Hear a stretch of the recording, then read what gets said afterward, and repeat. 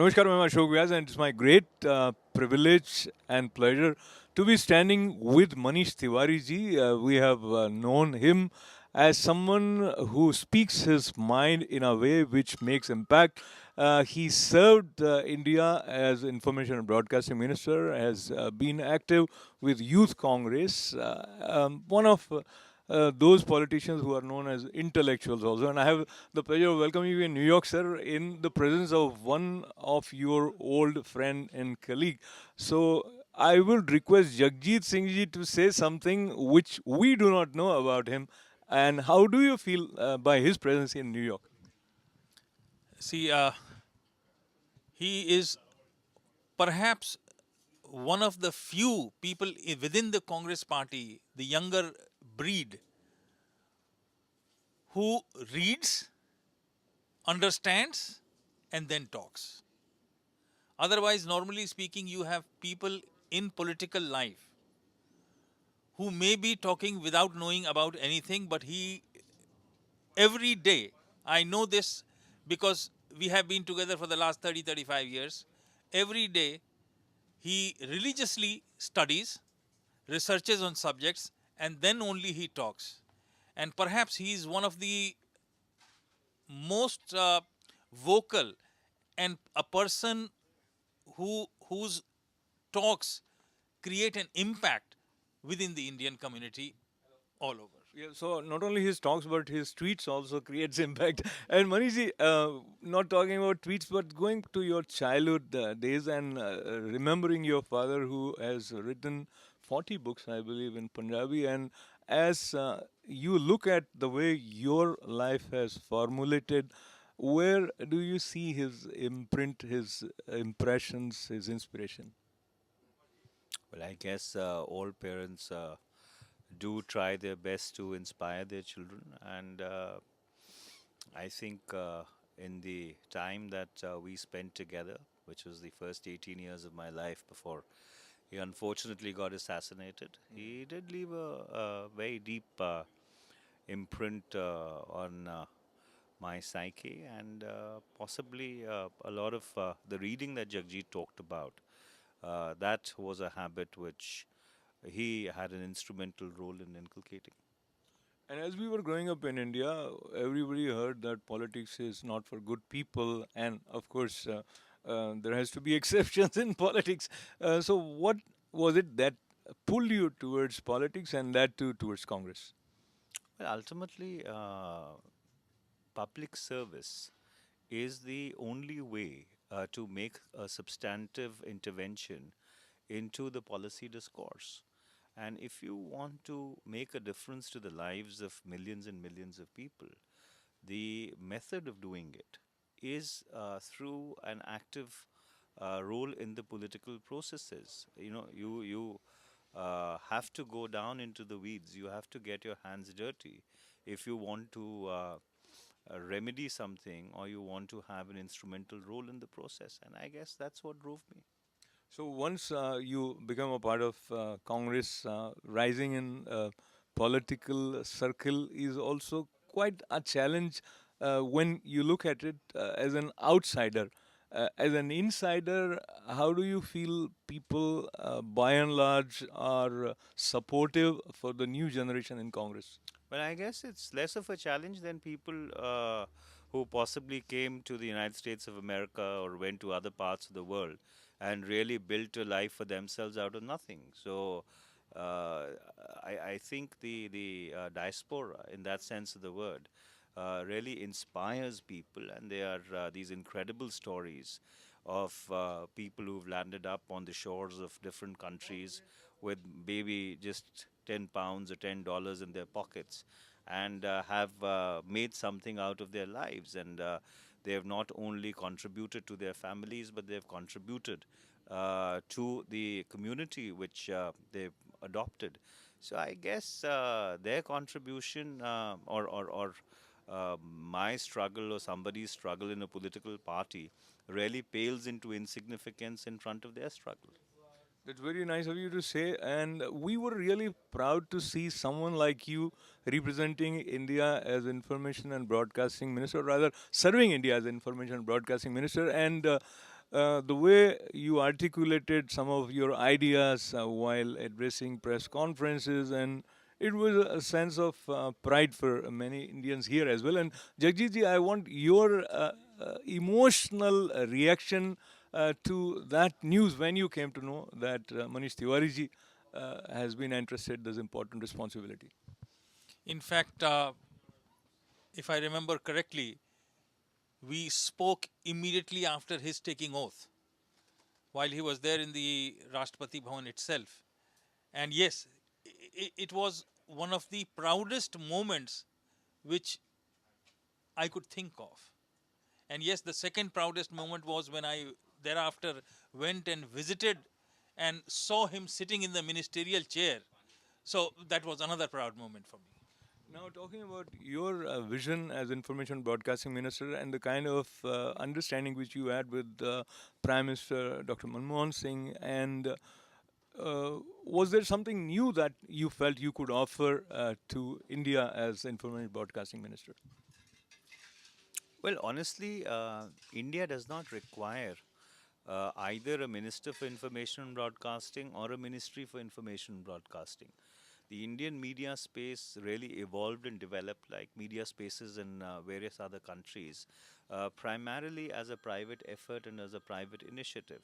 So, therefore, the more unfettered that you leave the media, the more it is able to play a far, far more consensuous role in being the vigilant vanguard of society. So, I guess some of our governance processes, do date back to the early 60s or the early 70s. And there is a need to move from that paradigm. What India really requires is something on the lines of the Federal Communications Commission that you have out here, which generally superintends and oversees the entire media universe. And today, with the new media coming into play, the fifth estate, the Twitters and the Facebooks and the Instagrams of the world, everybody is a micro broadcaster. So, therefore, it's a hugely diverse and a very, very vibrant landscape. And in this landscape, I do not think governments really have much of a role to play. Now that you are out of government, you are saying it, people will say that government does have its role to play. And especially talking about information broadcasting ministry and looking at the change that we have as Prime Minister Narendra Modi taking so much interest in All India Radio, and his Man Ki Baat has become also a talk of the town, and of course a lot of controversies around it also. But just looking at the possible positive side of it, do you think he brought a kind of substantial attention towards All India Radio, which felt that it is sidelined by the rise of all these social media and other FM networks? Well, the relevance of radio is not because of the Prime Minister. The relevance of radio is because of the entire communications, the mobile revolution which took place in India, and the huge exponential increase in teledensity, both rural and urban, between the years 2004 and 2014. But essentially, if you want to look at it in a larger time frame, between 1995 and 2014-15. So it's because of the proliferation of the cell phone that radio essentially was able to reinvent itself. And if you ask me honestly, the Prime Minister is actually misusing the resource of Prasar Bharati, because it's supposed to be an autonomous corporation. It is not supposed to be the handmaiden of the government of the day. And we, at least during my time, we tried to maintain an arm's length distance between Prasar Bharati, which is supposed to be a public broadcaster, and the government of India, as represented by the Ministry of Information and Broadcasting. The Prime Minister has blurred the line, and frankly, this is demagoguery of the worst kind. that you believe in a completely one-way communication.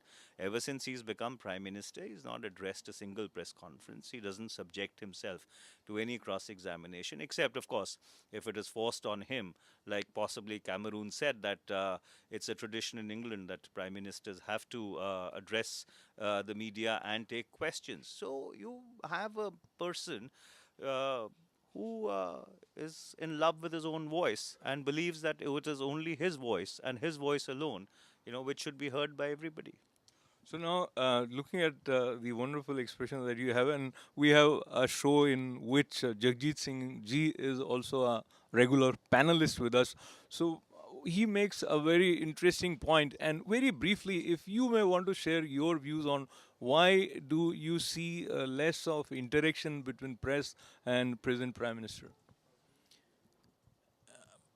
Look at it in totality. I believe even his ministers have less of an interaction with the Prime Minister as such, and which is quite evident, because immediately, see, after the Bihar elections, you have the old guards raising their voice. You have several local member of parliaments who have raised the voice, and this is not, at one place. It is happening in various states. So it is a one way talk, as Manishji rightly told. It's a one way talk from the Prime Minister, which is, using the media of the public funds, talking to people, but not getting their viewpoint. I believe he does not get even the viewpoint of his own party members, their public representatives. Okay, so quickly, just a fact is that they do include some of the responses of some listeners, and they do leave some audio messages which become a part of Man Ki Baat.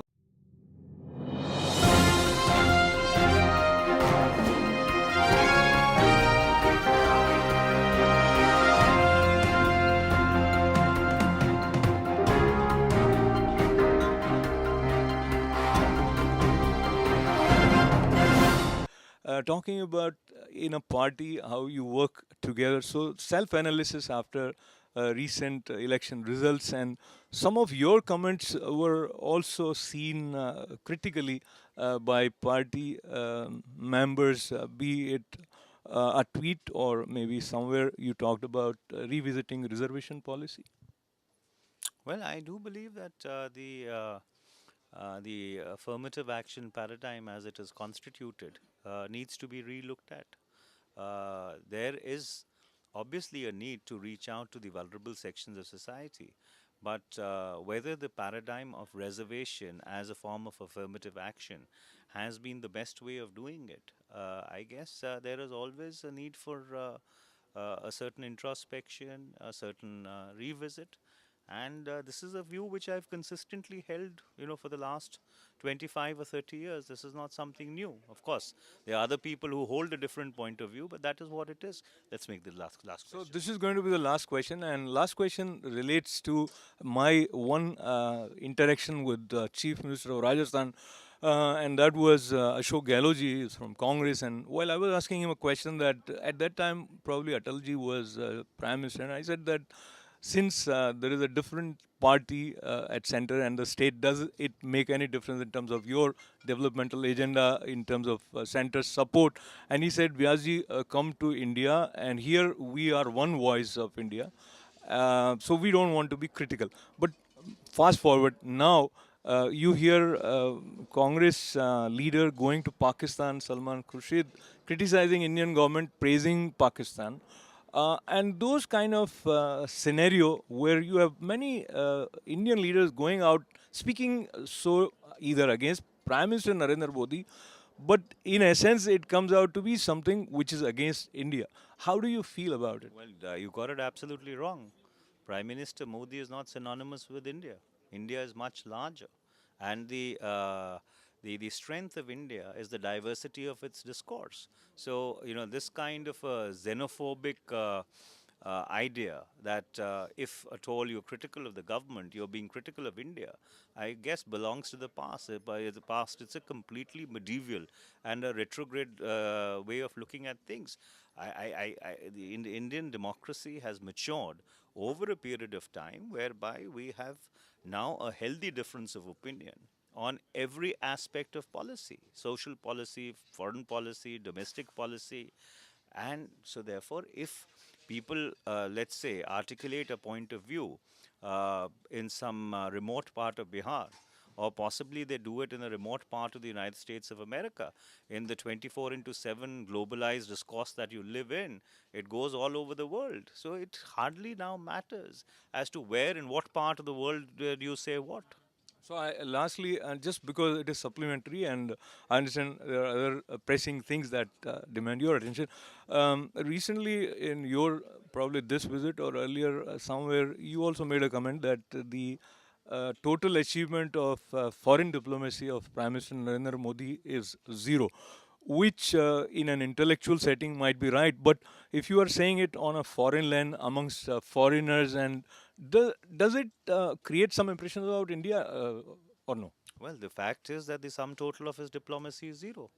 And whether you say it in Delhi or you say it in New York, it does not take away from the fact that Prime Minister has really traveled outside 30 times in the past 18 months. And there are no takeaways from any visit, except for some meet and greets and chest thumping. There is nothing really which has substantively come out of it. And the manner in which he is going about, structuring his visits, he may actually be setting the Indian community up to be a very soft target for xenophobia. So you need to be very careful, given the kind of global environment that we are living in. And, diaspora communities are extremely vulnerable. So therefore, I, for one, do not agree with the Prime Minister's approach to foreign policy. It is more theatrics and less of substance. When he says that the total foreign diplomacy achievement of Prime Minister is zero, and there are some right apprehensions, Jagjit Singh ji, how do you see, do you agree with him on that or no? No, just looking at a few examples, like for example, last 18 months, Modi ji has been in power, all said and done. Our headway with Pakistan is nowhere. We had a very good relationship with Nepal. Now they are protesting against us. Two immediate neighbors. So, how would you share that up? And then again, adding to that part that, when you are in anywhere in the foreign land, you should not criticize, but yes, you can criticize when in India. Well, today it's a global village. The world is a global village. Whatever you talk anywhere, it gets published. Everybody watches it, whether you say here or not. Maybe this was true some 30 years back. Whatever you said in India, nobody read it anywhere. But now, everybody knows it. So, it does not make a difference. See, but criticism should be on valid points and factual. So I appreciate Jagjit Singh ji. Thank you very much. And as I thank Jagjit Singh ji, there are some inspiring ideas that you get from leaders like Manish Tiwari ji. They are stimulating, whether you agree or disagree. They make you think, and by thinking only we can grow. And our aim is to grow by communicating with each other. Appreciating the presence of former Information and Broadcasting Minister of India, Manish Tiwari ji, and Jagjit Singh ji. This is Ashok Vyas.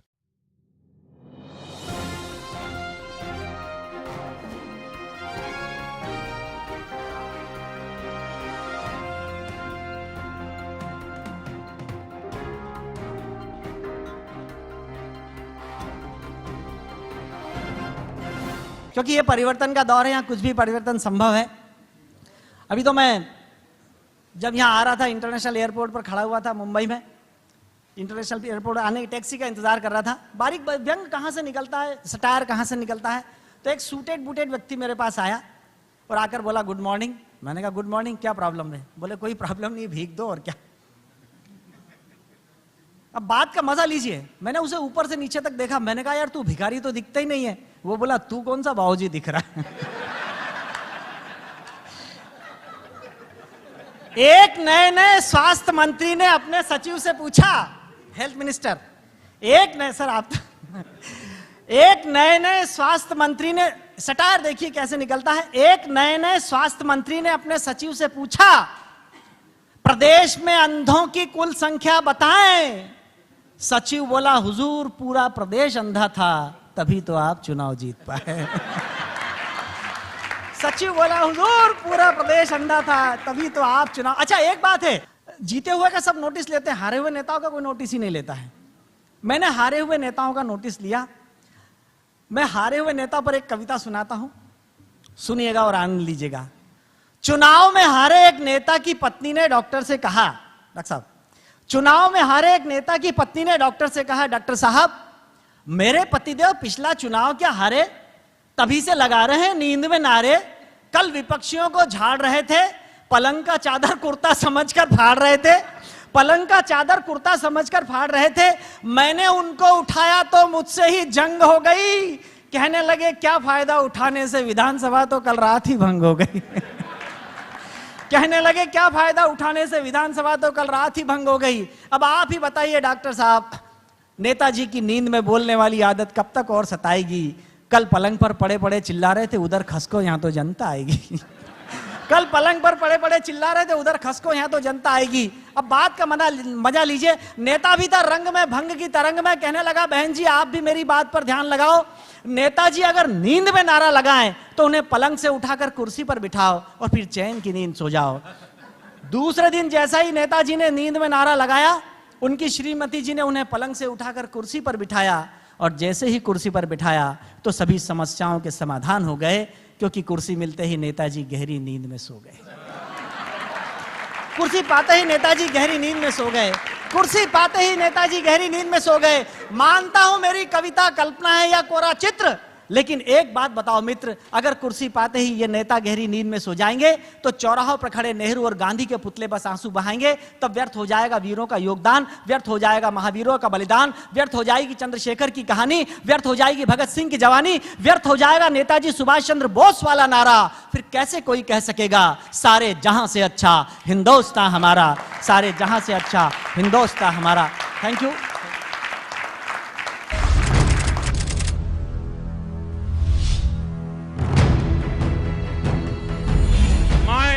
Idea of India सत्यमेव जयते। My idea of India वसुधैव कुटुंबकम। My idea of India अहिंसा परमो धर्म। My idea of India आनो भद्राः कृतवो यन्तु विश्वतः। My idea of India सर्व पंथ समभाव। My idea of India एकम सत् विप्राः बहुधा वदन्ति। माय आइडिया ऑफ इंडिया सर्वे भवन्तु सुखिनः सर्वे सन्तु निरामया। माय आइडिया ऑफ इंडिया सहना भवतु सहनौ भुनक्तु सह वीर्यं करवावहै। माय आइडिया ऑफ इंडिया न त्वमहं कामये राज्यं न मोक्षं न पुनर्भवं कामये दुःखतप्तानां प्राणिनामार्ति नाशनम। माय आइडिया ऑफ इंडिया पौधे में भी परमात्मा होता है। माय आइडिया ऑफ इंडिया वैष्णव जन तो तेने रे कहिए जे पीड़ पर आई जाने रे। My idea of India watch कांच मन निश्चल राखे परदन नव जाले हाथ रे। माय आइडिया ऑफ इंडिया यत्र नार्यस्तु पूज्यन्ते रमन्ते तत्र देवताः। माय आइडिया ऑफ इंडिया नारी तू Narayani. My idea of India दरिद्र नारायण की सेवा। माय आइडिया ऑफ इंडिया नर करनी करे तो नारायण हो जाए। माय आइडिया ऑफ इंडिया जननी जन्मभूमि से स्वर्गादपि गरीयसी।